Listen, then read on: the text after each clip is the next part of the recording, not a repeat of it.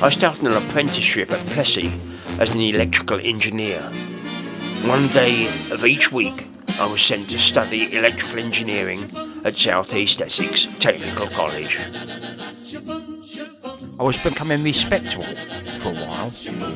I wore a suit, collar and tie, and my cousin Ray even persuaded me to go to a fancy hairdresser's up in London to get my hair permed. I only went a couple of times, it just wasn't me. With Ray, I also got into ballroom dancing, and actually got a bronze medal, with a distinction no less. Ray and I even for a while ran dances in a hall in Ilford. I was now also into big band music, Ted Heath, Jack Parnell and Ken McIntosh, and I went to their concerts. I bought an alto sax, but just as I was teaching myself to play it, I started to listen to Benny Goodman and decided to change to clarinet.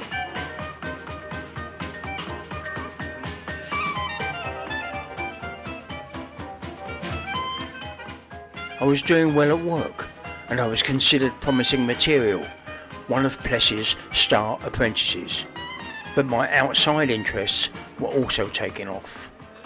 Events in the next couple of years would send my life off at a complete tangent, but now I have few photographs from that time. When I was about 18, that would be 1975, I persuaded my cousin Ray to go on a cycle tour of South Wales. We had a great time exploring the rugged coastline. We were climbing into a hole in the roof of a sea cave in Pembrokeshire when a slate handhold broke off, and I nearly had an accident. In St David's Head Youth Hostel a day or two later, we told this story to the two other guys that were staying. It turned out they were cavers from South Wales Caving Club, and they showed us some black and white photographs. They also suggested to us that we called in at Llangatock Mountain on our way back, where we could find some other caves. We explored them as far as we could, using our bicycle headlamps. One is now gated and the way in to a very extensive system. The result, I was hooked on travel and adventure, but particularly on caves. The following Easter, I had a week's holiday and set off to cycle to the Lake District. I got there and managed to climb Helvellyn, but en route I had cycled through Settle and stayed at Ingleton Youth Hostel. I had discovered the Yorkshire Dales. A poster in the youth hostel stuck in my mind. It was advertising White Scar Cave. The following year I was on my bike again, and this time en route to the Yorkshire Dales. I stopped to eat in Clapham Village and asked where the caves were. They of course directed me up the track to Clapham Show Cave. At the cave I was met by Arnold Brown, the guide. I told him that I was interested in caves. He let me camp just through the gate and told me that a group of university cavers were going into the cave behind the public show section the next morning. If I asked, they might let me join them. I finished up bicycle lamp and shorts, wandering around in the wet passages beyond Giant's Hall, and loved every minute. Next day they invited me to join them on a serious trip down Disappointment's Pot, rated at super severe. I did Waterfield ducks, squeezes, ladder climbs, and all in shorts with a bicycle lamp, right down into the heart of Gaping Gill. I came out soaked and with bleeding knees, and thought it was great. Musically, I had now evolved into traditional jazz. There were some good local clubs where the best bands played.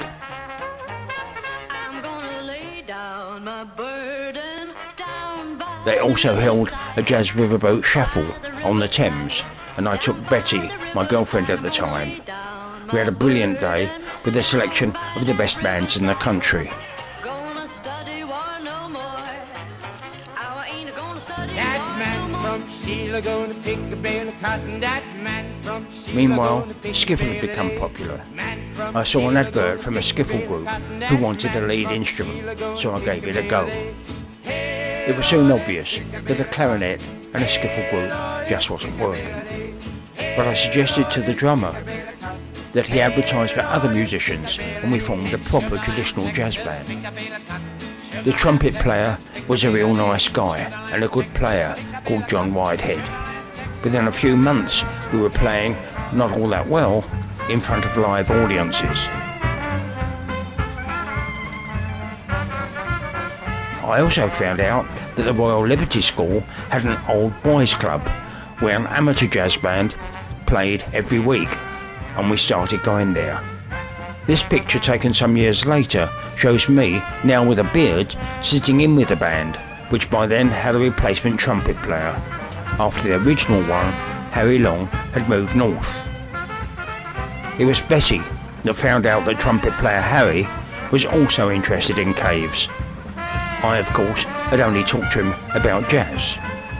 With a group of local lads, he was exploring some historic 40-foot shafts, known as Dane holes, which dropped through the Thanet sand into the chalk under a field in Grays, Essex.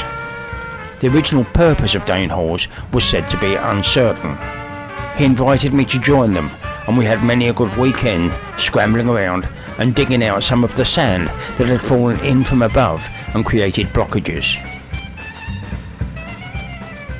Harry had joined the British Speleological Association up in Settle, formed by the original pioneer Eli Simpson, and had soon persuaded a few of us to do the same.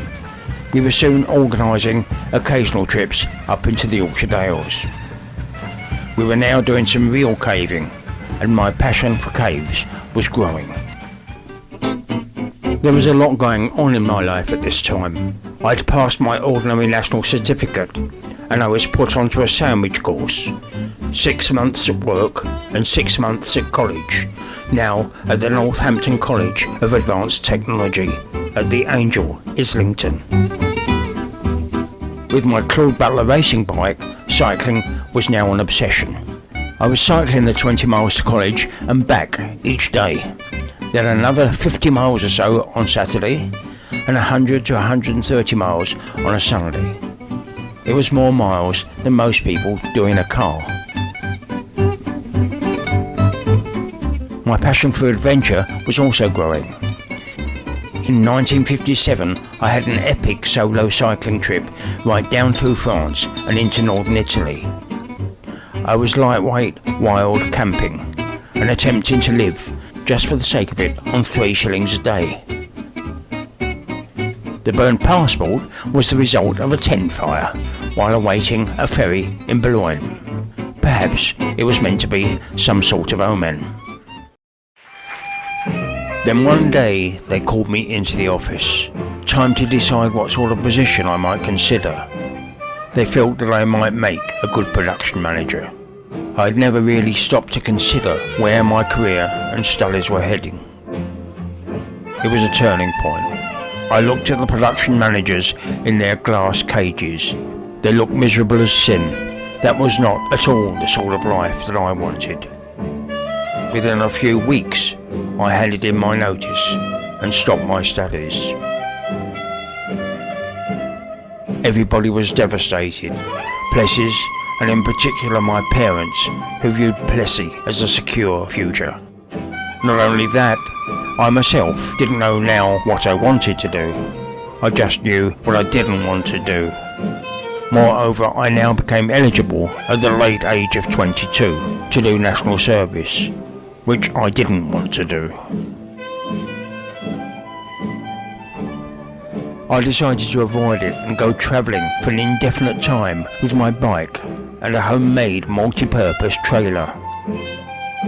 Sadly, the trailer, while good in some ways, was useless as a trailer, and after a couple of weeks, I was forced to make my way home.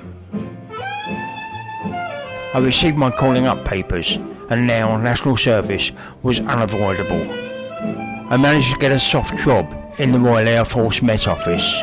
I tried to regard it as 2 years thinking time, and in that respect only, it would be time well spent.